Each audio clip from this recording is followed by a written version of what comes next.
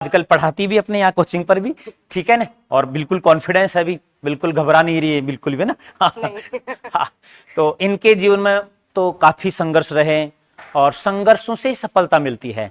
यानी इनके जीवन के संघर्ष तो अब मैं खुद भी याद करता हूँ। एग्जाम टाइम पे या उस ड्यूरेशन पे पिताजी का ऑफ हो जाना, दोनों बहनें हो आप, दो बहनों का होना, मम्मी का देखभाल करना और पढ़ना। और यहाँ से इनका जो गांव है इटाली खेड़ा, वो लगभग 20-22 किलोमीटर पड़ता है। वहां से डेली आना, अप डाउन करना। आप सोचिए कि कोचिंग से वहां पहले थी चुंगी नाका, तो वो पास पड़ती थी, बस से उतर के यहाँ तक आना। कई बार आप लोग जैसे पैदल चलने में बहुत आपको जोर आता है, तो लगता है कि यार पैदल कैसे जाएं, है ना। कई बार शाम को लेट क्लासेस छूटती थी, तो यहाँ से दौड़ते दौड़ते लवकुश तक वहां तक जाना, वहां से बस को पकड़ना। तो इन्होंने खूब संघर्ष किया। और पिता तो पिता होते हैं, लेकिन पिता ना हो और उस समय जब अपन मेहनत कर रहे हो और अपन को सपने पूरे होने वाले हों, कि पिताजी अपने सपनों को देखेंगे, और उसी बीच यदि अपन को ऐसी जानकारी मिले कि शायद आज ये जो है घटना हो गई है, तो वो पल क्या होते हैं, उनको इन्हें जिया और वो मेहनत की, उसको, उस दुख को, उस संघर्ष को, वो मजबूत हुए और उस मजबूती में इन्होंने मेहनत की। यानी ये बातें आप लोग जो बैठे होंगे या जो सुन रहे होंगे, उनको भी झकझोरेगी इनकी कहानियां सुनकर। तो वो चीज है कि संघर्ष क्या होता है ना। जो कई बार अपन छोटे मोटे समस्याएं आती हैं, कई बार आर्थिक तंगी की समस्या आती है, कई बार और समस्या आती है, और अपन दुखी हो लेते हैं। अपन लगता है कि नहीं नहीं बस बहुत हो लिया, मेरे से नहीं होता, बस मेरे को तो यही करना है। तो संघर्ष के बाद जो सफलता मिलती है ना, उसका मजा ही कुछ और है। ठीक है, अब इनकी बड़ी बहन है, इनका आगे हम पूरी उम्मीद है और हम ऊपर वाले से प्रार्थना करेंगे कि नेक्स्ट इनका चयन सुनिश्चित होगा। तो सबसे पहले तो सर मैं आपसे चाहूंगा कि थोड़ा बहुत आप बच्चों को बताएं किस प्रकार से आपने बच्ची का हौसला, आपको सुनकर जो का संघर्ष तो वैसे तो निकिता से भी ज्यादा बड़ा रहा है, हाँ, लेकिन हर्षा में हिम्मत बहुत है, ये मैंने देखा है। यानी कि निकिता थोड़ी सी भावुक है, हाँ, और वैसे भावुक होना भी चाहिए क्योंकि अपन मनुष्य है।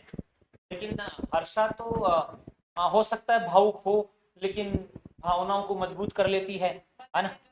हाँ, पता नहीं चलने देती है ना, वो वाली बात है। जैसे कई बार मेरे भी चेहरे देख के लोग कहते हैं कि तो इंसान है क्या, न कभी हंसता है न कभी रोता है, जब देखो तब एक साइड दिखता है। हाँ, तो वो इमोशन वाली बात है। तो वो कंट्रोल, वो अपन मनोविज्ञान में पढ़ते हैं ना कि इमोशन, ईक्यू जिसको हम बोलते हैं, इमोशनल क्यूटेंट, उसमें समायोजन होना बहुत आवश्यक है। फिर हर्षा ने वाकई बहुत संघर्ष किया। और हर्षा के बारे में तो एक दो मेरे स्टाफ वाले भी पूछते रहते थे कई बार, जैसे एक तो जितेंद्र जी डॉक्टर साहब एक दो बार मिले, तो मेरे को बार बार पूछते थे यार उस बच्ची का सिलेक्शन हुआ कि नहीं। हमने कहा उसका हो गया सिलेक्शन। हाँ, तो मतलब सिंसियरिटी क्या है, मतलब इन दोनों लड़कियों से सिंसियरिटी की कोई मिसाल देखना चाहिए ना। मुझे लगता है कि इनसे ज्यादा सिंसियर मैंने अभी तक यहाँ 12-13 साल से मैं पढ़ा रहा हूँ, मैंने सिंसियर लड़कियां नहीं देखी। सिंसियरिटी का मतलब जो काम है उसे काम से काम, और अपने घर जाना घर से आना। मैंने बोल दिया मतलब इन्होंने मान लिया, उसमें कोई किंतु परंतु नहीं कि हाँ सर आपको ये क्लास इतनी क्यों है, कि आज क्यों लगाई, आज संडे का टेस्ट है कि नहीं है, क्यों नहीं। मतलब इनको पता लग गया कि हाँ ये बात बोल दी, मतलब अपन को करना है बिना कोई इसके किंतु परंतु के। तो मतलब ये भी कतई नहीं कि मैं जो बोल दूं सब सही है। लेकिन एक बात बता रहा हूँ, सिंसियरिटी क्या है भाई। इन्होंने पता लग गया कि भाई जो सामने वाला है वो कहीं ना कहीं हमारे से ज्यादा अनुभवी है, उम्र में भी हमारे से ज्यादा बड़ा ही है, तो थोड़ा बहुत अनुभव तो होगा ही होगा। उसको उन्होंने फॉलो किया। और बाकी हर्षा जो अपने अप्स और डाउन्स के बारे में बताएं, वो बताना इसलिए आवश्यक है क्योंकि विद्यार्थी कई बार छोटे मोटे अप डाउन्स को लेके ही बैठ जाते हैं और अपने करियर को स्पॉइल कर देते हैं, इसलिए वो आवश्यक है। और वो जरूर बताना कि एग्जाम के पहले दिन क्या स्थिति थी आपकी, जिस दिन एग्जाम देने जा रहे थे। मतलब मेरे को जब इसने बताया तो मेरा खुद का दिमाग खराब हो गया। एग्जाम के बाद बताया था मेरे को, सर मेरे साथ ऐसा एलर्जी की प्रॉब्लम हुई। मैंने कहा मेरे को पहले बोलना चाहिए था, फोन करना चाहिए था। लेकिन देखो ऊपर वाले ने सुनी और सिलेक्ट हो गई फाइनली। बताइए। नमस्ते, मेरा नाम हर्षा सक्रावत है। आप सभी वैसे मुझसे थोड़े महीनों से परिचित हैं। मेरा संघर्ष चालू हुआ था 15 जुलाई 2019 से। मेरा और निकिता का सेम टाइम पे चालू हुआ था, बस हमारा टाइमिंग अलग अलग था। उस टाइम पे मैं दिन में आती थी और निकिता शाम को आती थी। और सफल हो क्या, दोनों साथ आई? हाँ, दिल्ली तमन्ना भी यही थी कि साथ में जाए, साथ में सेलेक्ट हो, ताकि जो खुशी है ना वो दुगनी हो जाए हमारी। और भले मेरा संघर्ष जो है वो 15 जुलाई 2019 से चालू तो हो गया था, लेकिन एक्चुअली मन में ये विश्वास नहीं था कि मैं जिस उद्देश्य के लिए जा रही हूँ वो मेरा पूरा होगा। मुझे ये बिल्कुल विश्वास नहीं था कि मैं भी एक सिलेक्शन ले सकती हूँ, क्योंकि मैं बचपन से ही एक एवरेज स्टूडेंट आप मुझे कह सकते हो, या फिर किसी रिजल्ट को देख के आप मुझे बिलो एवरेज भी कह सकते हो। लेकिन जब मैंने इस संस्था को ज्वाइन किया, तब हम वही रेगुलरिटी थी, आना जाना, जो भी पढ़ रहे उसको पर लिख रहे हैं, उसको बस व्यवस्थित लिख रहे हैं। मेरे को तो ऐसा लगता था कि जैसे मेरा पूरा दिन नोट्स बनाने में ही जा रहा है। लेकिन यहाँ पे एक स्ट्रेटेजी होती थी जो कि अभी भी जारी है। एक हफ्ते तक आपको पढ़ाया जाता है और फिर हर संडे उसका टेस्ट लिया जाता है। और जब जब वो टेस्ट होते थे तब तब उनको देख के लगता था कि हाँ, हम सिर्फ नोट्स नहीं बना रहे हैं, हमको याद भी हो रहा है, क्योंकि हम उसको एक बार यहाँ पे रफ कॉपी में लिखते थे, फिर घर जाके उसको सुंदर हैंड राइटिंग में लिखते थे, जैसे स्कूल के बच्चे करते हैं। आप बिल्कुल ऐसा कह सकते हो, हमको यहाँ पे स्कूल का माहौल मिला। क्यों? सिर्फ ऐसे नोट्स बनाने के हिसाब से नहीं, अगर आप किसी दिन नहीं आए हो तो दूसरे दिन आपको पूछा जाता है कि भाई आप क्यों नहीं आए हैं, और अगर वाजिब रीजन लगे तो सर को समझ में आ जाता है कि भाई ये इसका रीजन सही है या फिर इसका ये रीजन गलत है। और स्पेशली संडे के दिन यदि आप नहीं आए हैं तो दूसरे दिन आपको अच्छे से डांटा जाता है। क्यों डांटा जाता है? उनको गुस्सा आता है इसलिए नहीं, बल्कि इसलिए क्योंकि ये जो संडे का टेस्ट है ना, ये उन सभी दिनों से महत्वपूर्ण है। क्यों? क्योंकि उस दिन इतने 6 दिनों में आपने जो किया है वो आपको रविवार को पता चलेगा कि वास्तविकता में हमको कितना आया है। क्योंकि हर रविवार को आपको यहाँ पे एक परीक्षा का माहौल दिया जाता है, आपको हर रविवार यहाँ पे परीक्षा का माहौल दिया जाता है। बस हमको खुद को भी उसको फील करना रहता है कि हाँ, हम किसी एग्जाम हॉल में बैठे हैं, हम एक प्रश्न के लिए भी चीटिंग ना करें, हम एक प्रश्न के लिए भी चीटिंग ना करें। यदि हम एक प्रश्न के लिए भी चीटिंग नहीं कर रहे हैं और यहाँ पे अगर हमने ईमानदारी रखी, अगर हमें आ रहा है तो वो हमारा कॉन्फिडेंस बिल्ड करेगा। यदि हमें वो नहीं आ रहा है तो उस टाइम वो हमारे दिमाग पे प्रेशर डालेगा। जब हम उसको वापस जाके क्रॉस चेक करेंगे तब वो हमारा और कंटेस्ट हो जाएगा। ऐसे कई प्रश्न होते हैं, कई प्रश्न बनते जाते हैं जो कि हमारा बेस मजबूत करते जाते हैं। जो यहाँ पे नोट्स बनाते थे उनको ही पढ़ते थे। फिर धीरे धीरे जैसे जैसे कुछ महीने बीते, फिर आई दिवाली के टाइम पे यहाँ पे एलडीसी का, उस टाइम एलडीसी का रिजल्ट आया हुआ था, तो यहाँ से एक कैंडिडेट सिलेक्ट हुआ था जो मेरे गांव का था। उस दिन उनकी तो खुशी थी ही थी, लेकिन जो मैंने गांव में माहौल देखा कि उनका नाम चल रहा है हर जगह, हर पूरे गांव में उनका नाम चल रहा है।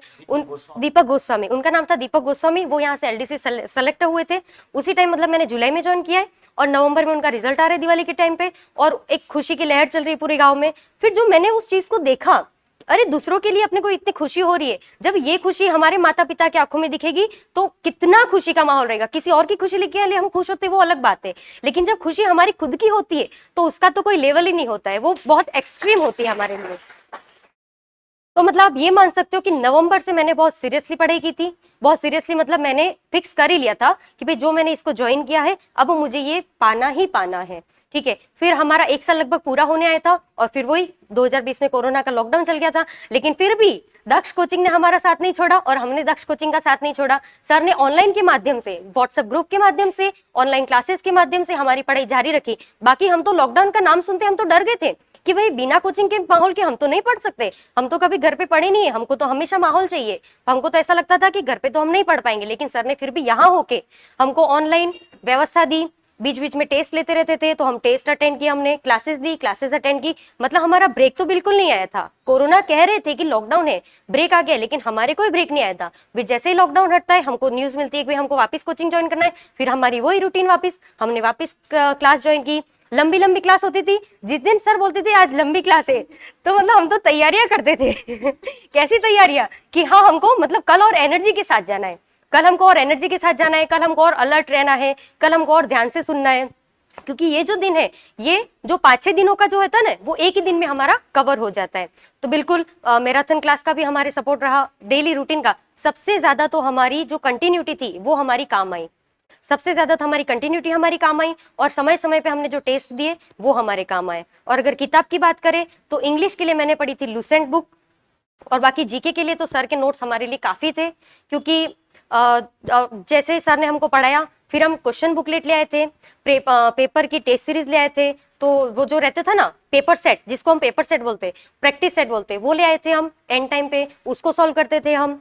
तो फिर इससे हमारा हमको पता चलता रहा बार बार कि हमारा बेस मजबूत हो रहा है। अब हम अंदर से क्वेश्चन निकाल सकते हैं, हम लाइन को देख के निकाल सकते थे कि भाई अब इसमें से ऐसा क्वेश्चन बन सकता है, इसको इतने टाइप से घुमाया जा सकता है। तो वो हमारा कब हुआ, जब हमने उसको 3-4 बार रीडिंग करी, जब हमने उसको 3-4 बार प्रश्न करे। ऐसा नहीं था कि हमारा एक बार कंप्लीट हो गया था हम बैठ गए कि हाँ हमको आ गया। जीके में कभी ऐसा नहीं होता है, जीके में तो आपको जितना पढ़ो उतना कम है, क्योंकि बोलते हैं ना जीके क्या है, एक अथाह सागर है। और जैसे हमारी जो उस टाइम पे रीट हुई थी 26 सितंबर को हुई थी, उस टाइम पे अच्छा ही हुआ था पेपर, लगभग होने ही वाला था सिलेक्शन। मेरे उस टाइम 115 नंबर थे और बोलते ही एक भाई इंग्लिश में तो आराम से हो जाना है सिलेक्शन, तो हम सेटिस्फाई थे कि हाँ हो जाएगा सिलेक्शन। फिर वही बैग वगैरह डाल दिए और फिर इतने टाइम जो मेहनत करी थी उसको पूरा रिलैक्स में चेंज कर दिया कि हाँ अब तो फुल आराम करते हैं, अब तो पूरी सरकारी नौकरी वाली फीलिंग आ गई है। हाँ चलो अब तो हम बन गए सरकारी नौकरी, हम टीचर बन गए हैं। तो फिर आराम से सबकी बधाइयाँ आना, बधाइयाँ लेना, खुश होना। फिर वही फरवरी के टाइम पे 9 फरवरी के आसपास 7 फरवरी को हमारी रीट की कैंसिल की न्यूज आती है। तब तो ऐसा हौसला टूटता है कि ऐसा लगता है कि रीट खत्म, मतलब हम खत्म, अब हमारे से कुछ नहीं होगा, हम कुछ भी नहीं कर सकते हैं। फिर जस्ट उसी के बाद सर ने जैसा हमको कहा था कि भाई जिन जो भी ऐसे निराश है, हताश है, वो सब स्टूडेंट आए यहाँ पे मिले। फिर हम वापस मिले सर से, सर ने कहा कि भाई कंटिन्यू रहो, कोई दिक्कत नहीं है, आप कर सकते हो, आप बिल्कुल कर लेंगे। फिर वापस वही हमारी जर्नी स्टार्ट हो जाती है। फिर आता है हमारा रीट का एग्जाम, प्री हो जाती है, प्री में हम क्लियर हो जाते हैं। फिर मेंस का जो एग्जाम था, जो हमारा 27 फरवरी को हुआ था और मेरा सेंटर था जयपुर। उस टाइम पे क्या हुआ था, 27 को मेरा पेपर था, 23 तारीख को मेरी तबीयत खराब हो जाती क्योंकि मुझे थोड़ी एलर्जी की प्रॉब्लम है, मुझे थोड़ी सर्दी जुकाम की प्रॉब्लम है। तो मेरा 23 को मेरी तबीयत खराब हो जाती है और पता है कि 4 दिन बाद हमारे एग्जाम है। तो फिर 25 फरवरी को मैं डॉक्टर के पास जाती हूँ, वही फिर उसकी टेबलेट ली, इंजेक्शन वगैरह लिया, सब लिया। और फिर 26 को हमको निकलना था, 26 को रात को हमको निकलना था। फिर रात को हम गए ट्रेन में। एक तो एग्जाम का प्रेशर, क्योंकि इस एग्जाम को हमने अपने सम्मान से जोड़ लिया था कि ये एग्जाम अगर हमने क्रॉस किया तो हमारा सम्मान रहेगा, अगर ये एग्जाम हमसे क्रॉस नहीं होगा तो मतलब हमारा सम्मान खत्म हो जाएगा, हमारी इंसल्ट हो जाएगी। इसको हमने अपने सम्मान से जोड़ लिया था, इसलिए वो डर था। और वो जो डर था उसकी वजह से मुझे रात को ट्रेन में नींद नहीं आई। और जो दवाई तो मैंने पहले ही ले रखी थी, लेकिन मैंने 27 तारीख को जब मेरा एग्जाम था उस टाइम वो डोज मैंने नहीं लिया, क्योंकि सर्दी जुकाम की जो टेबलेट होती है उससे तो नींद आती है। तो उस वजह से फिर मेरी बहन ने मुझे कहा कि आपको अभी टेबलेट नहीं लेनी है, तो 27 को मैंने टेबलेट नहीं ली। फिर मैं जैसे ही एग्जाम हॉल में एंट्री करती हूँ, मेरे कान में रुई लगी हुई थी कि अगर मुझे हवा लगेगी तो मुझे वापस छींक आ जाएगी, मुझे खांसी आ जाएगी, तो फिर उसको तो नकल माना जाएगा, कुछ भी है आपके पास में तो उसको नकल माना जाएगा। मैंने कॉटन निकाल के फेंक दिया और मैं जाती हूँ क्लासरूम में। मेरी सीट जस्ट सेंटर में थी और जस्ट सेंटर में मेरे ऊपर था पंखा, और वो पंखे का रेगुलेटर भी नहीं था, वो चल रहा था 5 पे वो फुल चल रहा था 5 पे फिर जैसे पंखे से हवा आई, मेरे अंदर हवा गई और उस टाइम एलर्जी हो ही रही थी, और फरवरी का मौसम तो वैसे ही एलर्जी वाला होता है। तो फिर मुझे चालू हो गई प्रॉब्लम, मेरे नाक बहना, रुमाल तो ले नहीं जा सकते वहां पे, नकल है वो तो, नाक बहना, आंखों में पानी आना, खांसी आना, ये सब। मास्क भले मैंने लगाया हुआ था, लेकिन मास्क से घबराहट भी होती है। मैंने एक बार टीचर को बोला भी कि आप पंखा बंद कर दीजिए, पंखा बंद भी किया गया। फिर किसी 2-3 स्टूडेंट को दिक्कत हो गई कि भाई गर्मी लग रही है, फिर पंखा चालू कर दिया गया। और मैंने वहां पे किसी से बहस नहीं की, क्यों? क्योंकि एग्जाम से पहले हमको सर ने कहा था आप एग्जाम देने जा रहे हो तो कोई कहे कि अगर कहे कि ये घोड़ा गधा है तो हाँ गधा है, अगर वो कहे कि तू ऐसा तो हाँ तू वैसा, बस हाँ मैं वैसा। बस किसी से अपने बहस नहीं करनी है, किसी से लड़ाई झगड़ा नहीं करना है। बस में जा रहे हो, ट्रेन में जा रहे हो, कोई अगर आपकी सीट ले भी लेता, हाँ भाई तू ले ले, अपने किसी से कोई बहस नहीं करनी है। अपना मेंटली अपने को कैसा रहना है, बिल्कुल शांत रहना है।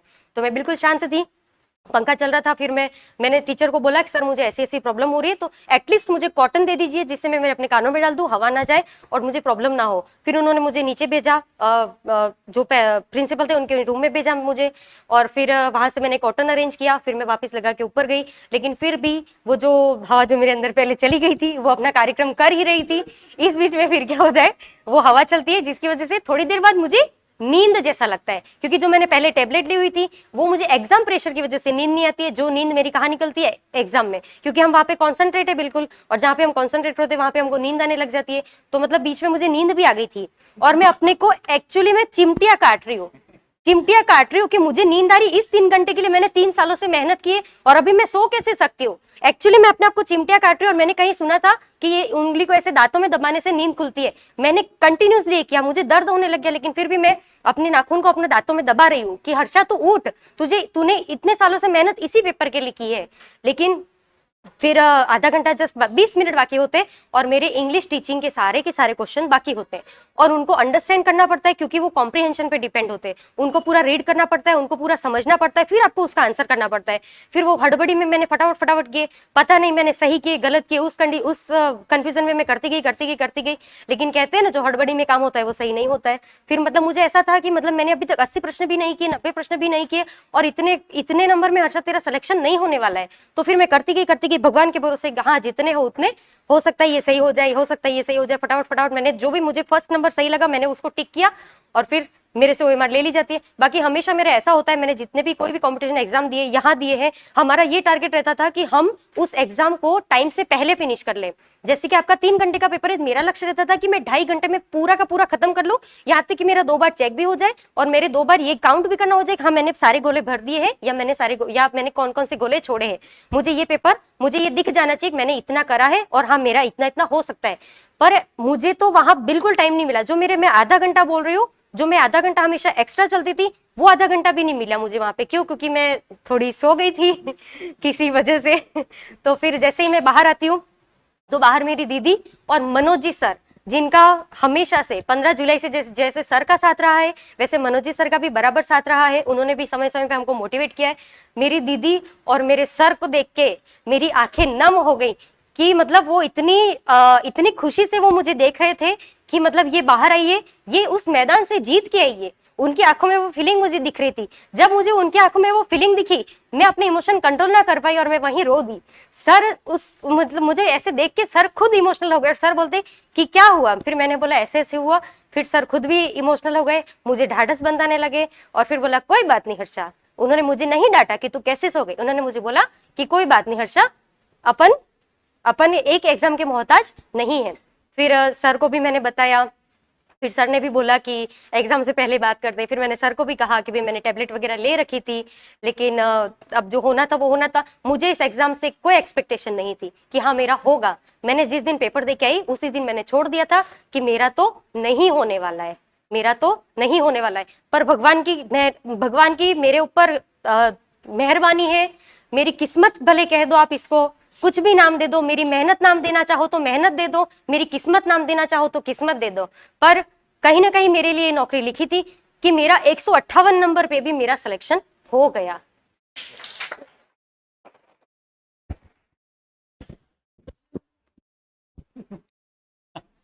चलो, तो देखो एक चीज है, इन्होंने कहा कि भाई आप जब चल रहा था एग्जाम उसमें भी आपको नींद आने लग गई थी और आधे घंटे में वो क्वेश्चन किए उन्होंने पढ़ के उनको लगा ये आंसर है।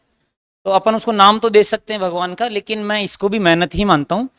क्योंकि कोई चीज होती है जिसको अपन बहुत बार पढ़े होते हैं, बहुत बार। इसका उदाहरण मैं आपको देता हूँ, जो ड्रिंक करते हैं, समझ रहे हैं ना, जैसे खैर उदाहरण तो आप मैच्योर बच्चे हो तो उनमें कई बार इतनी ज्यादा वो ड्रिंक कर लेते हैं लेकिन फिर भी वो घर पे आ जाते हैं। मेरी बात समझ रही है आपको? यानी वो अनकॉन्शियस हो जाते हैं। तो इनके साथ जो एलर्जी की जो दवाइयां होती है वो भी अपने सीएनएस को, थोड़ा फायर ना, सीएनएस को क्या करती हैं, वो सप्रेस कर देती हैं। लेकिन आपका जो अनुभव है, जो आपने काम कर रखा, जो पढ़ रखा है, वो तो वहां वर्क कर रहा होता है। और वही इसके साथ हुआ। इसको लगा कि मैंने तो बहुत कुछ गलत कर दिया। जब अत्यधिक व्यक्ति दवाओं का सेवन कर लेता है या अत्यधिक नशे में होता है, उसको ये भी अगले दिन यदि ये पूछा जाए ना तुम कल कहाँ गए थे, कैसे आए, उसको पूछना तो वो भूल जाते मैं तो कहाँ गया था, कैसे आया, मैं यहाँ कैसे आ गया। उसको यह तो याद रहता है मैं वहां बैठा था और यहाँ आया कैसे, ये उसको पता नहीं होता है। लेकिन वो आया तो खुद ही। बासमर इसका मतलब उसका मस्तिष्क वहां काम कर रहा होता है। इसको अपन बोलते हैं अचेतन मन।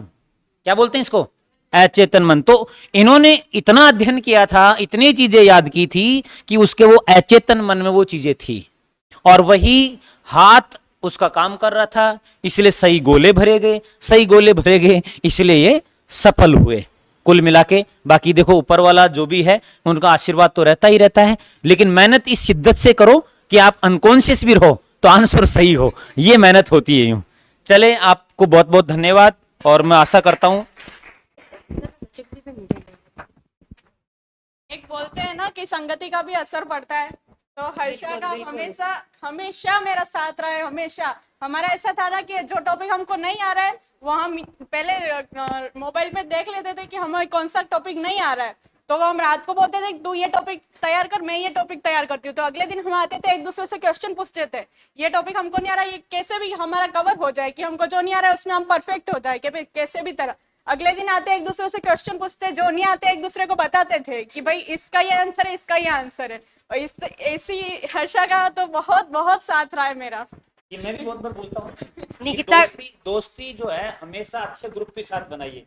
जब सेलेक्ट होता है तो पूरा पूरा ग्रुप होता है, बर्बाद होता है तो पूरा पूरा होता है। इसलिए हमेशा ग्रुप अच्छा होना चाहिए, पढ़ने वाले विद्यार्थियों के साथ ग्रुप होना चाहिए। जैसे आप सभी लोग पढ़ने वाले ही हो, आए तो पढ़ने के लिए, बाकी तो आप जानो आपके उद्देश्य क्या है। जैसा निकिता बता रही है मेरा सपोर्ट रहा, वैसे निकिता का भी मुझे फुल सपोर्ट रहा। कितनी चीजें हमने एक दूसरे को समझाई, एक दूसरे को बताई, कंफ्यूजन क्लियर किए, और वो कंफ्यूजन क्लियर होते तो वो हमारे एग्जाम में काम आते। बिल्कुल, धन्यवाद सर।